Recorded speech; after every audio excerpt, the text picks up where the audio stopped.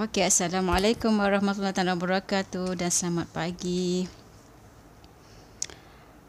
Kita jumpa lagi pada hari ini. So, salam Jumaat Hari ini ada hari Jumaat.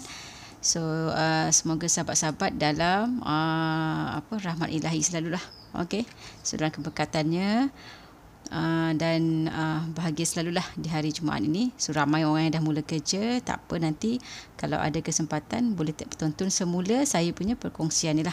Okey, so hari ini kita nak sembang-sembang berkenaan dengan betul kalau ada duit, kalau ada emas, kita pasti ada duit. So betul ke kan? So macam contoh kata ada emas macam ni. Ni contoh 5 dinar. So kalau ada 5 dinar macam ni, betul ke ada duit kalau dah memang ada emas macam ni? Okay. So kenapa saya utarakan benda ni? Sebab ramai orang yang dia tak boleh simpan duit. Maknanya bila dia simpan duit, dia jadi sebab sebenarnya itu fitrah lah, itu fitrah manusia. Bila dia simpan duit, dia nak berbelanja. Fitrah manusia pada duit adalah belanja. Sedangkan fitrah manusia pada emas adalah simpan. Itu memang fitrah kita lah. Itu memang fitrah kita.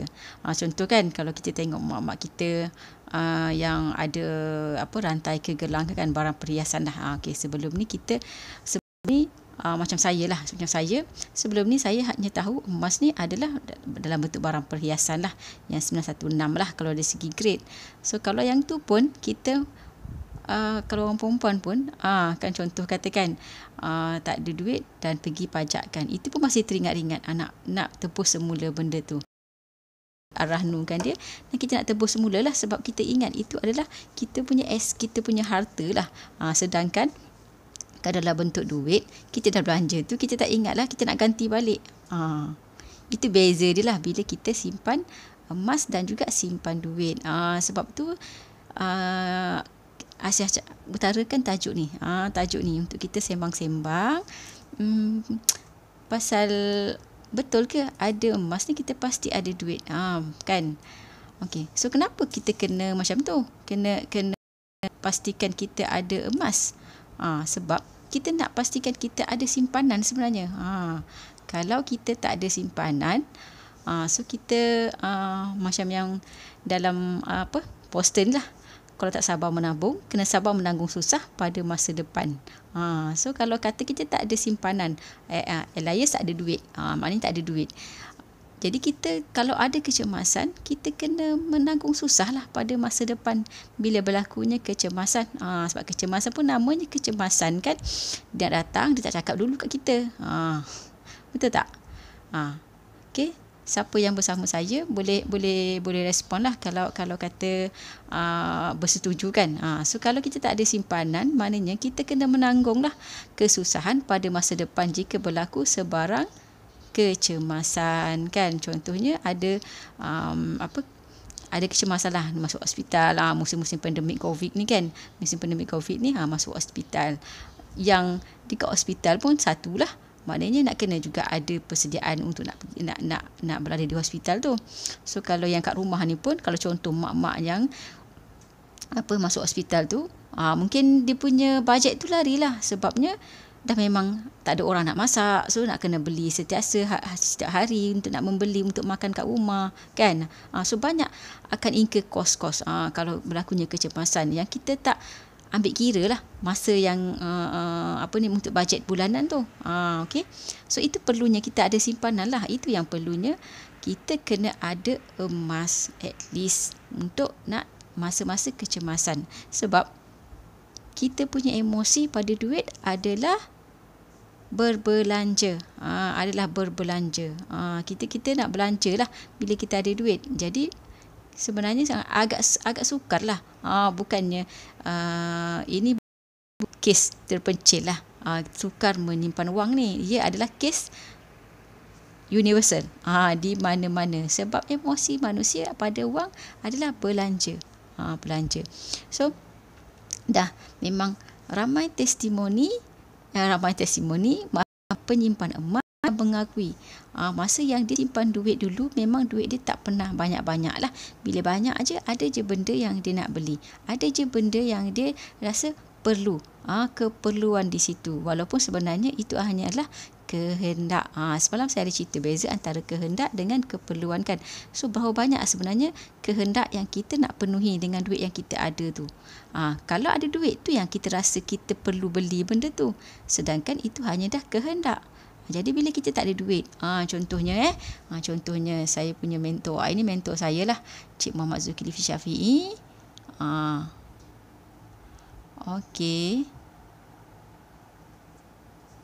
Okey, sorry. Cik Muhammad Zulkifli Syafiee. Okey. So, Cik Muhammad Zulkifli cakap walaupun kewangan adalah logik, matematik, maknanya kita boleh kira lah kan berapa kita nak guna setiap bulan contoh. So, tapi kita buat keputusan berdasarkan emosi. Berdasarkan emosi. Kita rasa macam benda tu perlu. Sebenarnya mungkin bila dah berlalu masa tu, ia hanya dah kehendak lah. Dia tak adalah keperluan. Mungkin juga dia bukan keperluan, dia bukan kehendak pun. Kan, cuma emosi nak membeli masa tu. Sebab itulah ada sale-sale kan, sale-sale yang akan sebenarnya kalau yang saya ada belajar lah daripada seseorang, dia cakap sale tu sebenarnya sihir lah. Sebenarnya kita nak menyihir kita punya emosi supaya kita lagi attract untuk berbelanja. Kan ada sale-sale yang saya ada pernah dengar lah, yang dinaikkan harga, then bila sampai masa yang nak kata sale tu, diturunkan harga. Sebenarnya memang harga tu adalah harga asal lah sebelum dinaikkan. Cuma dia mempengaruhi emosi pengguna bahawa itu dapat ada diskaun lah, at least contoh 50%, 40%, 30% kan, even sampai yang kata 90%. Tapi rasa macam kalau kata sebenarnya macam logik ke dia punya modalnya 10%? Rasa macam tu. Kalau fikir-fikir logik, macam takkanlah modal dia 10% kan? Sebab dia boleh cover, mesti dia nak cover dia punya modal dengan dia punya kos-kos untuk menyediakan bahan tu. Kan? So macam betul ke sampai 90% dia boleh bagi diskaun? Mungkin dah ada kenaikan sebelum yang dia bagi diskaun kat situ. Jadi dia nak mempengaruhi emosi kita. Okay. So Cik Zulun cakap apa lagi dalam buku wang emas ni? Ni buku wang emas ni saya ada lah. So kalau untuk penyimpan emas, nak menyimpan, nak ada ilmu, saya sarankanlah baca buku ni untuk nak pastikan kita ada ilmu lah bila berbuat sesuatu tu. Okay. Kemudian kita baru justifikasi keputusan itu dengan logik. Berdasarkan emosi dulu. Kita rasa kita perlu, lepas tu kita logikkan. Oh memang perlu benda ni. Macam kau tak beli ni, tak boleh ni. Okay. Cuba perhati, emosi kita dengan duit adalah untuk dibelanja, sedangkan emas untuk disimpan. Bukan saya seorang cakap. Cik Muhammad Zulkifli ni seorang pakar kewangan dan juga pakar emas lah. Okay. Memang dah well known lah. Okay. Sebagai seorang pakar kewangan dan juga pakar emas. Beliau telah financially freedom dengan bisnes emas public gold ni. Sangat berjaya lah. Maknanya sebenarnya dia berjaya tu bila dia berjaya menyampaikan ilmu bahawa emas ni adalah aset kita yang perlu kita ada bagi setiap orang dalam pengurusan peribadi, pengurusan kewangan peribadi. Emas adalah portfolio yang wajib bagi setiap orang sebenarnya. At least 10%. Bak kata Tuan Azizi Ali, saya ada buku dia juga, Azizi Ali ni, pasal ini pasal kewangan lah, jutawan daripada planet Jupiter. Buku dia Masa untuk Emas pun saya ada, tapi tak ada kat sini. Okey, so Tuan Azizi Ali kata setiap orang kena ada at least 10% daripada nilai kekayaan dia ditukarkan kepada emas. Sebab apa? Emas adalah duit. Betul lah kan yang saya cakap tadi. Bila kata Tuan Azizi Ali cakap macam tu, 10%. Ini yang Tuan Zul cakap, maknanya emas untuk disimpan, sedangkan duit adalah untuk belanja. Bila kita belanja, maknanya duit tu memang tak boleh kekal dengan kita. Sedangkan kita ada matlamat kewangan untuk dicapai dalam masa contoh 10 tahun, 20 tahun kan. Okey. So okey. Ni yang pakar kewangan cakap. Saya cuma mengulang semula. perlu ada simpanan emas. Okey, berapa banyak perlu ada simpanan emas? Maknanya pakar kewangan menyarankan kita ada simpanan sekurang-kurangnya 10%. Macam yang Tuan Azali cakap. Itu Get into Gold tu lah buku bahasa Inggerisnya. Saya ada yang versi bahasa Melayu, Masa untuk Emas. Okey, Tuan Azali cakap 10%. Pakar kewangan cakap ni, bukan saya yang cakap. Saya cuma menyampaikan. Kenapa pakar kewangan cakap? Mesti ada dia punya sebab. Kan? Okey. Robert Kiyosaki. Robert Kiyosaki ni seorang pakar kewangan dunia lah. Okay. So dia ada buku Rich Dad Poor Dad ni. Rich Dad Poor Dad. Yang ini saya ada juga. Okay, saya cuba baca. Sebabnya saya nak dapatkan ilmu daripada pakar-pakar kewangan lah. So untuk menambah baik saya punya kewangan saya. Okay. So Robert Kiyosaki cakap berapa perlu ada? 25%. Maknanya kalau kita kira-kira kita punya nilai kekayaan 1 juta, kita kena ada at least dalam bentuk emas macam ni, emas pelaburan bukan emas perhiasan lah. Emas pelaburan macam ni kena ada at least 250,000. So lagi ekstrim lah, maknanya nilai ketakutan dia dengan simpanan wang tunai. Sebab wang tunai ni adalah konspirasi yang terbesar lah di dunia sebenarnya. Skema terbesar di dunia sebab dia hanyalah selai kertas yang diwarnakan dan disah diperlakukan oleh kerajaan. Kalau kerajaan kata tak sah, terus tak boleh guna benda ni. Pada tahun 2015, silap saya 2015 atau 2016 pernah berlaku demonetisasi. Okey, dia punya terms tu di kerajaan di India, di mana yang wang RM500 tak sah diperlakukan. Dia buat pengumuman malam, pagi esok dah dalam 2-3 jam, maknanya 12 tengah malam duit tu dah tak ada berlaku. Macam contoh kita lah, contoh kata kerajaan kita umum malam ni pukul 9 malam. Malam ni pukul 9 malam, pukul 12 cakap dah tak laku dah duit ni. So apa kita nak buat dengan duit ni? So dah tak ada nilai. So dia adalah dia punya proses untuk macam tu nak claim dengan bank negara apa semua kan, dengan bank. Tapi memang sangat kritikal lah berlaku pada masa tu. Bila PM umum macam tu, semua orang huru-hara lah satu dunia. Sebab itulah, antara sebab-sebab macam itulah yang pakar-pakar kewangan ni menyarankan kita perlu ada dalam bentuk emas macam ni. So macam ni emas, kalau dah terbakar ke kan, ada kes yang terbakar, ada kes yang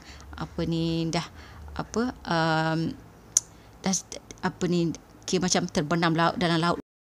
Emas adalah emas, so dia akan tetap bernilai. Kalau duit terbakar memang tak ada apalah kan, so tinggal nampak je lah. Macam contoh rumah terbakar kan, ada duit contoh 100,000, tak adalah emas tu, duit tu dah tak nampak apa-apa dah nampak sama dengan rumah yang terbakar tu dah. Tapi kalau emas, maknanya kita akan jumpa lagi lah. Okey, saya nak habiskan yang nanti saya tunjuk yang terbakar punya kan. Okey, so Mike Maloney. Mike Maloney ni siapa? Mike Maloney ni adalah pakar kewangan dunia lah. Dia banyak mengkaji berkenaan dengan wang fiat lah. Wang fiat ni sebenarnya wang kertas lah. Macam ni maknanya. Wang kertas ni yang tak ada nilai, yang dinilaikan oleh kerajaan saja. Kalau kerajaan kata tak bernilai, dah tak ada guna dah duit ni. Okey. So benda tu kita boleh guna bila kerajaan ada nilai je. Pun kita bawa luar negara pun dah tak laku, sebab tu kena ada margin changer kan. Okey. So Mike Maloney cakap 50%. Lagi banyak, lagi dia takut. Sebab dia pakar yang mengkaji berkenaan dengan wang tunai ni. Okey. So maknanya kita kena ada simpanan wang lah. Kalau pakar pun cakap macam tu, kita lagi-lagi lah kena ikut. Sebab kita bukan pakar, tapi kita kena ikutlah cakap pakar kan. Siapalah kita yang kalau kita kata kita boleh menolak, tapi maknanya kita kena menanggunglah kesusahan kalau apa-apa berlaku keadaan ekstrim ataupun tidak ekstrim pun, sebenarnya duit kita dimakan di inflasi. So kalau kita tahu benda tu dimakan di inflasi, kita ambil kisah untuk nak mempertahankan nilai kekayaan kita dalam bentuk emas, kita juga yang akan rugi kan.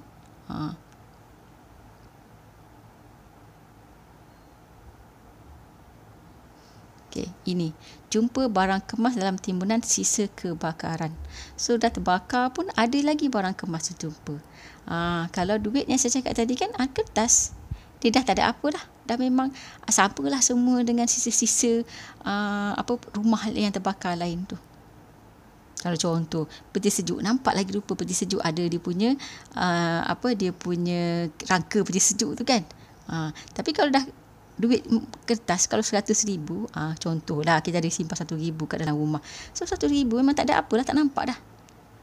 Sangat berbahaya sebenarnya, merisikokan kita punya kekayaan sendiri.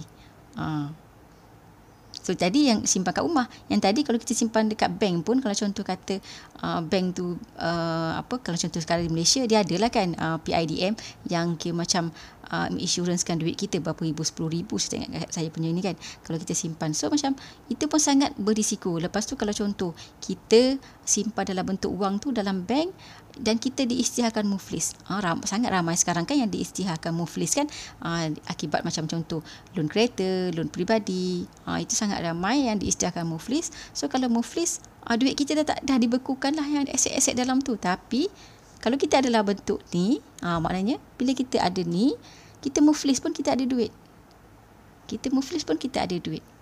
Jadi macam sangat macam zero risiko lah sebenarnya bila kita simpan dalam bentuk macam ni. Kita simpan dalam bentuk emas macam ni. Boleh, kalau orang tanya saya, boleh ke simpan dalam bentuk emas perhiasan, contohnya rantai gelang semua? Boleh, cumanya dia punya kelemahan untuk barang emas perhiasan ni, dia punya kira macam ayat terms yang digunakan adalah spread, tapi sebenarnya spread ataupun orang panggil tapi dari segi dia adalah kadar perbezaan antara harga beli dengan harga jual. So kalau bahasa mudah macam kita cakap susuk nilai lah, okey. Tapi sebenarnya spread okey. So kalau kata contoh susuk nilai ni 10%, paling-paling kalau yang public gold ni paling tinggi adalah 9% lah. Kalau contoh yang ini 5 dinar rasa macam bukan 9. Contoh yang yang ni 10 gram adalah 10%. So 10% maknanya sikit lah kita persen. Contoh kita beli 1,000, dia tolak 100. So kita ada lagi 900 lah yang kita dapat balik kalau dia jual hari yang sama contoh. Tapi kalau barang kemas, dia boleh pergi hingga 90 pula. Hingga ada yang kalau macam contoh kita jual bukan tempat yang kita beli 40%. So kalau 1,000 dia tolak RM400, itu belum masuk lagi kos upah. Kos upah kan yang contoh yang 10 gram pun dah boleh pergi sampai 400. Kalau 10 gram maknanya dalam 2,000 lebih, kos upah dia 400. Okay, so macam contoh kata 2,000 dah tolak kata tu 40%. Dah tolak dah dalam 800. So tinggal 1,006. Tolak, kita tambah lagi, maknanya kita tolak lagi dengan yang 400. Kita punya harga kita beli kos upah tu lagilah sangat tak untung. Itu yang jadi lambat. Itu yang saya ni bawah kira macam G100 Network lah, di bawah mentor Tuan Mak Zulkifli Syafiee itu, kita memang menyarankan lah siapa yang nak buat simpanan perlu simpanlah bentuk macam ni lah, bentuk gold bar ataupun dinar. Ini adalah gold bar lah, emas ini 5 dinar, yang ini adalah 5, yang ini 10 gram. So 10 gram, so maknanya kita simpan dalam bentuk macam ni, yang kadar spreadnya adalah bawah daripada 9% lah, 9% yang paling tinggi. So kalau 1,000 bawah RM90. Okay. So jadinya memang dia sangat untung lah bila kita simpan dalam bentuk macam ni. Dan juga bila kita nak guna, kita boleh saja arahnukan dia lah. Okey, arahnukan dia. Okey, macam contoh kata arahnu. Okey, sekejap. Arahnukan dia. Pajak ataupun jual, kita boleh pilih lah antara mana pilihan kita, pajak ataupun jual. Kita nak pajak ataupun kita nak jual lah. Okey, kalau kita nak pajak, maknanya kita nanti dapat balik lah kita punya emas ni, tapi ada kos dia lah, maknanya dalam around 1 hingga 1.5% sebulan. Okey, so maknanya kita kena ada kemampuan lah untuk membayar balik. Anggaran pajakan tu boleh ada yang sehingga 1 tahun lah, boleh sambung sampai sehingga 1 tahun, dan dalam marahun dia boleh dapat 60 hingga 80% daripada nilai emas tu sendiri, emas semasa. So yang ni maknanya kena ada kemampuan lah untuk nak memajak semula, untuk nak menebus. Kalau kata kita tak ada kemampuan tu, kita boleh jual. So kita boleh jual, tapi kita hilanglah memilikan, maknanya memang yang ni hilang jual kan. So ada cost spread yang saya cakap tadi tu 6 hingga 9%. So harga jualan mengikut harga semasa lah. Macam contoh kita beli dah lama, okay, kita jual tu nanti dah dapat untung lah. Itu maknanya itunya. Tapi still emas adalah duit. So kalau kata contoh, kita simpan duit, kita simpan emas. So simpan emas sebab emosi dia kita simpan. So makin banyak lah. Contoh ini 5 dinar. Contoh sekarang harga hari ini 5 dinar, harganya RM5,487. Lepas tu satu lagi kita ada contohlah ASB ke, tabung haji ke, bank ke kan, RM5,487. Dia emosi dia, yang ini kita rasa nak simpan je. Simpan elok-elok, takut hilang kan. Kalau contoh yang macam ni pun 10 gram duduk atas meja, kita rasa macam kau tak sayang ke emas kau tu. Kalau kita jumpa orang lah, orang letak atas meja. Contoh 10 gram ni harga RM2,582 lah hari ini. Okey. So macam mana nak dapatkan 2,000 ni? So kalau 2,000 ni sebenarnya macam contoh yang ini pun 5,000. Sekarang ada promosi untuk nak dapatkan secara bayaran ansuran ataupun sebenarnya terms dia adalah EPP, Easy Payment Purchase. So hari ni RM259 1 gram. So boleh beli dengan bayaran 10 kali. 10 kali maknanya dalam 250, maknanya bawah RM260 lah satu bulan. Kalau yang 1 dinar tu yang bulat macam ni, duit harga 10 sen, so boleh bayar dengan RM110 lah satu bulan. 10 bulan dah boleh dapat. So maknanya itu adalah force saving lah. So yang cakap tadi kan, bila kita tak atas meja macam ni, orang akan cakap, kau tak sayang ke emas kau duduk atas meja macam tu, RM2,582 contohnya 10 gram ni. So kalau contoh 10 gram RM2,500 ni, kita tak atas meja, orang kata macam sayang. Kalau kita letak iPhone yang harga RM5,000, tak ada pula orang nak cakap, telefon kau letak, kau tak sayang ke? Biasa je kan kita letak atas meja telefon kan. Okey. So kat situ maknanya kita nampak emas ni barangan berharga. Emas ni barangan berharga yang perlu disimpan.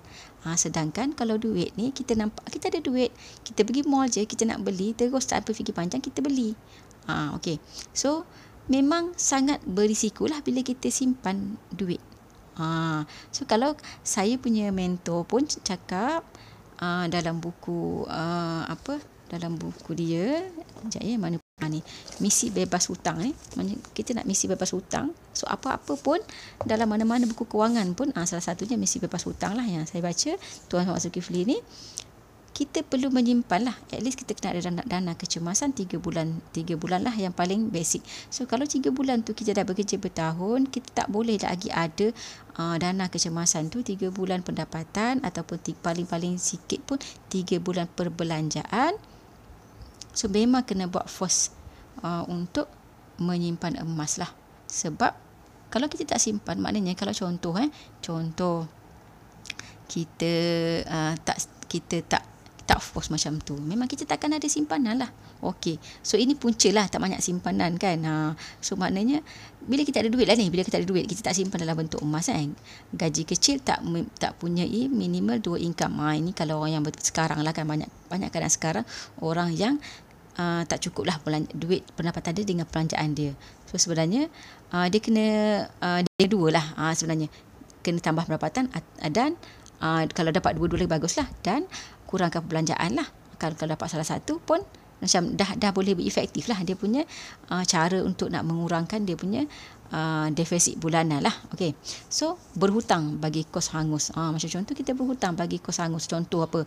Beli telefon tu kos hangus. Mana kita tak dapat pulangan daripada situ. Kalau kita berhutang untuk nak berniaga tu, itu bukan kos hangus lah. Tapi sebenarnya kalau ikut pakar-pakar bisnes pun, nak mulakan bisnes pertama ni jangan berhutang, sebenarnya lagi yang bagus lah. Okey. So suka meminjam. Suka minjam kita memang sebab kita defisit lah setiap bulan. Kita tak cukup pendapatan kita setiap bulan untuk nak cover kita punya perbelanjaan, dan kita meminjam lagi lah kan. Maknanya kita memang negatif lah setiap bulan. So kena buat bulat dua yang tadi tu. Kurangkan perbelanjaan, tingkatkan pendapatan. So bolehlah cover benda tu. Dan kita kena manage emosi kita dengan ilmu. Salah satunya ilmu emas yang saya cerita ni lah. Okay. So maknanya boleh simpan ni untuk nak manage kita punya emosi. Sangat proven lah. Sangat proven, emosi kita terjaga bila kita ada emas macam ni. Ini 21.25 gram 20 berat jugalah. 20 gram kan, 20 gram. So suka meminjam, tak pandai urus kad kredit. Punca tak banyak simpanan ni. Tak banyak simpanan ni. Tak pandai urus kad kredit. Maknanya ada kad kredit, belanja. Itu pun lagilah kan dia wang tak nampak. Wang juga tapi wang tak nampak dan wang orang. Lagi kita rasa macam bestnya belanja. Ada contoh, ada limit 6,000. Belanja habis, lepas tu mulalah bayar yang dia punya minima saja. Dan charge dia alang-alang kan. Charge kredit kan tinggi kan. Okey. Belum kaya dah mula self reward. Maknanya kita belum pun kaya lagi sebenarnya. Iti kata sebenarnya tapi dah self reward. Okey, beli kereta nak menunjukkan kita kaya kan. Ada kes-kes macam itulah. Okay, kalau dah betul-betul kaya tu nak beli kereta tak ada masalah lah, kereta yang sangat wow kan. Okay. Melabur tanpa volume. Nak melabur tapi tak tahu kita punya kemampuan sebenar. Okay. Dan tak ada ilmu lah. Apa-apa pun bila tak ada ilmu ni. Contoh emas ni pun bila tak ada ilmu, kita akan rasa itu boleh memberi kita rugilah. Sebab saya pernah jumpa lah orang yang cakap saya simpan emas tapi rugi. Sebab dia tak ada ilmu lah. Okay. Sebab tak ada ilmu. Tapi dia dah cerita kat saya tu pengalaman dia yang lepas. So bila saya nak cerita balik pasal ilmu kira macam ilmu emas yang tepat pun, dia macam sebab dia dah bukan terkena lah, maknanya dia dah buat keputusan yang salah dengan emas dia, jadi macam dia tak nak terima lah. Okey, tapi tak apalah, itu nak macam mana kan. So kita bantu orang yang nak dibantulah. Okey. Tak baca buku, tak ada guru. Itu ilmu lah yang saya cakap tadi kan. Bila tak ada ilmu, benda semua pun tak ada guna sebenarnya. Kalau orang lain boleh buat duit dengan emas, tapi kita bila tak ada ilmu, kita rugi.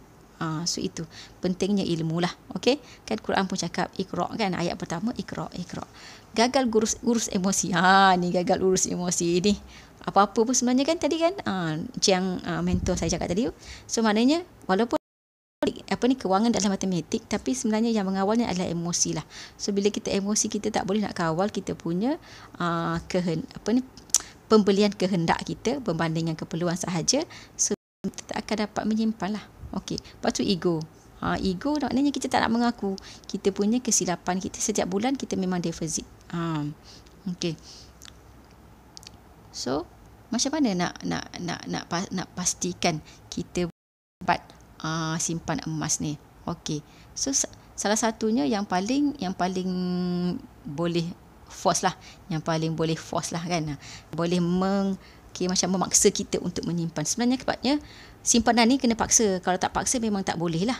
Sebab yang saya suka ulang adalah, saya pun ulang pada diri saya sendiri sebenarnya. Bila saya cakap ni, saya lebih pada diri saya juga. Maknanya kita kehendak adalah unlimited, maknanya infinity kan, unlimited. Tapi sebenarnya dengan kita punya pendapatan limited, so kitalah yang kena improve emosi kita untuk memastikan kita ada pendapatan yang boleh digunakan dengan sebaik mungkin lah. Dan juga ada ruang-ruang untuk kita nak kena menyimpan. Sebab menyimpanlah apa-apa pun adalah kira macam tapak pertama untuk kita nak menjadi orang yang lagi baik lah, orang yang kaya lah maknanya kan. Okey, ini contohlah ilustrasi Tuan Aizul Azli buat ni kan. Orang biasa dia ada pendapatan dan dia belanja, maknanya sama banyak pendapatan belanja. Kalau macam ni maknanya dia belanja tak adalah dia punya untuk nak simpan. Okey, so apa orang kaya buat? Dia bahagikan kepada 3. Okey, dapat pendapatan, dia ada tabung, maknanya tabung untuk simpanan, dia ada juga untuk labur, dia nak melaburkan, maknanya dia nak melabur contoh simpanan ni maknanya untuk macam kata yang dapat long term ke macam mana kan. Yang labur ni mungkin dia nak dapatkan income secara bulanan nanti. Macam contoh dia labur untuk beli rumah, dia dapat income setiap bulan contoh. Yang tabung ni macam contoh dia beli emas untuk long term, sebab emas tak ada pendapatan kan. Okey, so 1/3 lagi adalah untuk belanja. So maknanya balance lah, kena ada semua ni lah, baru kita boleh menjadi orang yang lebih baik. Kalau dalam bahasa ni orang kaya lah. Sebab orang kaya ni sebenarnya dia ada lebihan simpanan, ada lebihan daripada duit pendapatan dia. Jadilah dia orang kaya. Okey. So macam mana nak force supaya kita boleh menyimpan? Memang kena simpan. So ini ada kaedah lah. Ada kaedah yang diperkenalkan oleh public goal. Sebab kalau contoh kata kita ni memang jenis yang memang panas tangan dengan duit, kalau kita simpan contohnya memang kita tak boleh nak simpan. Macam contoh kalau kata kita ada mindset bahawa kita kena menyimpan selepas kita belanja kan. So macam itu agak sukar sikit lah. So kita ini kenalkan force saving. Force saving dengan mendapatkan, contoh kata ni 5 dinar, yang contoh tu adalah untuk 10 gram yang ilustrasi tu adalah 10 gram dengan jadual pembayaran tu sekali. Maknanya tuan-puan kena komit untuk dapatkan salah satu produk lah, maknanya yang ikut bajet tuan-puan. Contoh kata yang gambar ni adalah untuk 10 gram. Contoh 10 gram macam ni, for savingnya 200 dalam RM260 satu bulan. Dalam RM260 satu bulan. Kalau mampu untuk, maknanya saya memang ada lebihan RM260 satu bulan, selama 10 bulan saya boleh buat, saya boleh ada simpan, saya boleh ada lebihan tu, jadi boleh ambil yang macam ni. Maknanya dalam masa 10 bulan tuan-puan akan dapat satu yang 10 gram. 10 gram. Maknanya kat situ tuan 10 bulan nanti tuan-puan ada yang 10 gram, kalau harga hari ini RM2,582. Kalau dalam duit simpanan biasa mungkin agak sukar kan tadi kan, sebab kita jenis yang pandai tangan. Kalau macam tu tak kena simpan lah, maknanya kena for saving macam ni, barulah efektif lah cara untuk kita menyimpan tu. Kalau kita masih meneruskan cara yang sama, kita akan kekal dengan keadaan yang sama lah. So saya ingat quote siapa yang kata, kalau kita mengharapkan hasil yang berbeza tetapi dengan melakukan rutin yang sama, kita hanya bermimpi sajalah. Kita hanya bermimpi, takkan dapatlah dia punya sasaran tu. Sebab kita melakukan perkara yang sama dan selama ini outcome-nya, maknanya impact pada kehidupan kita adalah macam ni lah. So bila kita buat perkara yang sama, kita tak buat lari daripada rutin harian kita akan dapat perkara yang sama. Jangan nak harapkan impact yang berbeza dengan perkara yang sama. Okey. So ini untuk bunga emas 10 gram 10 gram maknanya dalam RM260 dekat situ. Bayaran 10 kali dan patuh syariah Okey. So yang ini untuk 1 dinar. 1 dinar tu bulat macam ni lah. Tapi dia kecil sikit, duit 10 sen duit sebesar duit 10 sen. So 1 dinar ni berat dia 4.25 gram. Ini yang paling kira macam orang yang saya rasa boleh kata semua orang mampulah sebenarnya. Dia dalam RM108 satu bulan, dan komit selama 10 bulan tuan-puan akan dapat 1 dinar. 1 dinar ni apa dia punya value? 1 dinar ni value dia adalah seekor kambing lah. Seekor kambing. Maknanya kalau contoh tuan-puan nak akikahkan anak-anak, contoh yang belum kahwin lagi, nanti nak akikah anak kan, contoh. So beli tu, nanti dah dapat anak 10 tahun lagi pun, contohnya 10 tahun ke 5 tahun ke, memang dah 1 dinar yang tuan-puan beli tu, yang contoh kata ambil 10 bulan, bayar 10 bulan ni, akan dapat nak beli seekor kambing walaupun contoh 10 tahun lagi, 20 tahun lagi. Contoh kata saya ni dah tua, dah tak ada anak, tak apa, untuk cucu nanti memang confirm akan dapat beli 1 ekor kambing. Sebab dah proven, ada hadis Nabi yang sahih, ada sahih Bukhari, yang Nabi meminta sahabat membelikan 1 ekor kambing ni, 1 ekor kambing dengan 1 dinar. Okay. So memang dah proven lah. Dah proven kan. So, ni 1 dinar 1 dinar.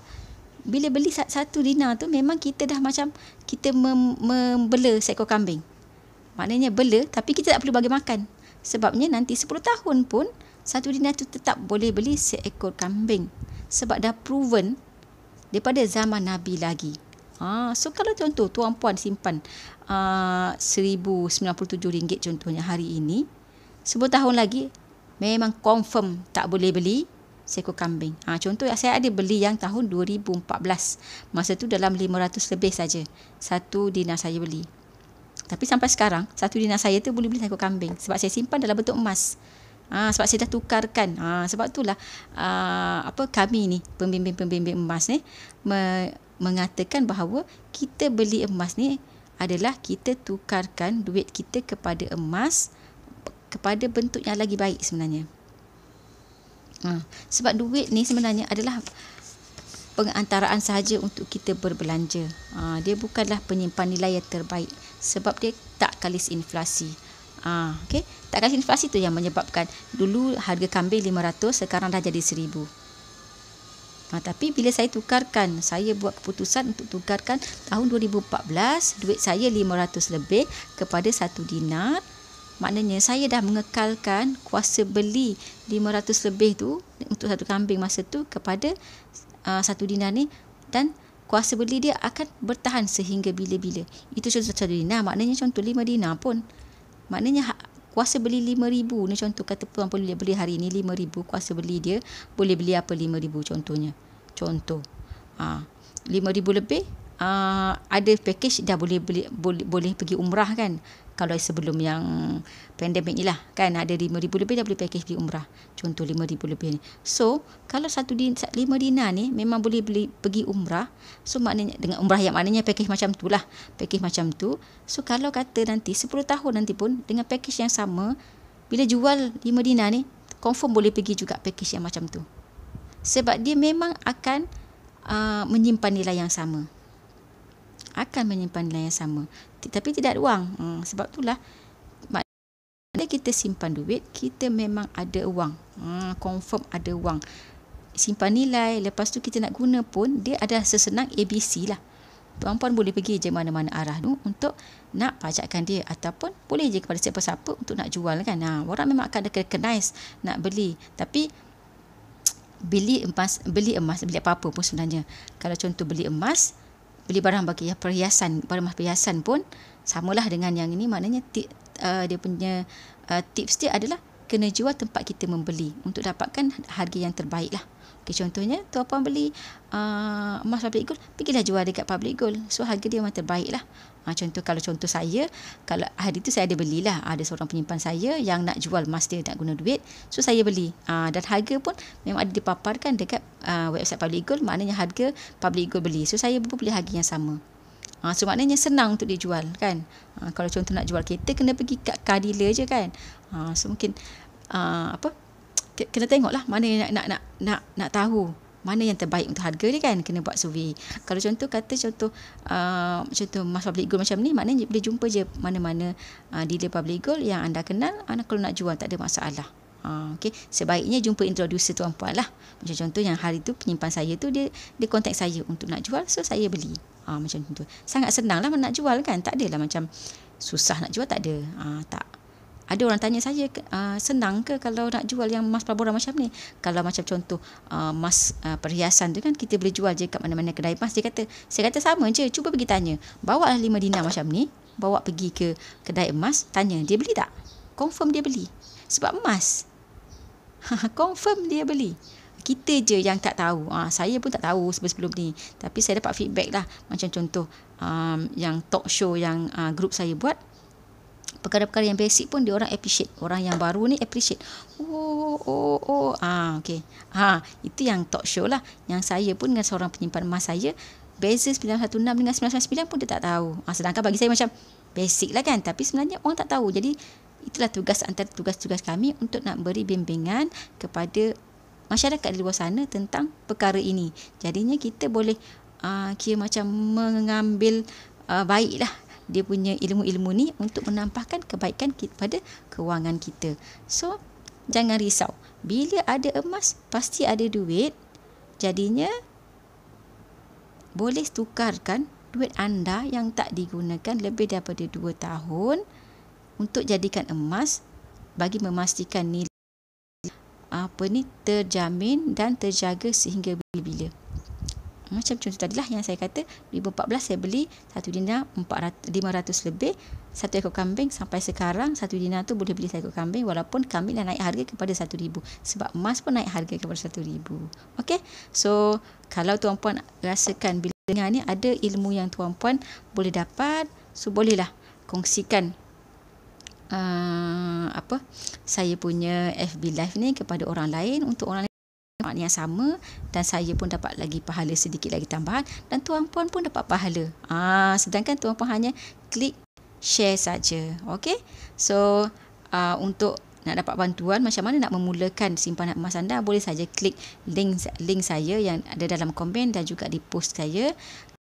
Tuan-puan nak tengok saya punya live ni secara senang lah, boleh masuk pada YouTube saya untuk tengoklah saya punya live yang sebelum ni.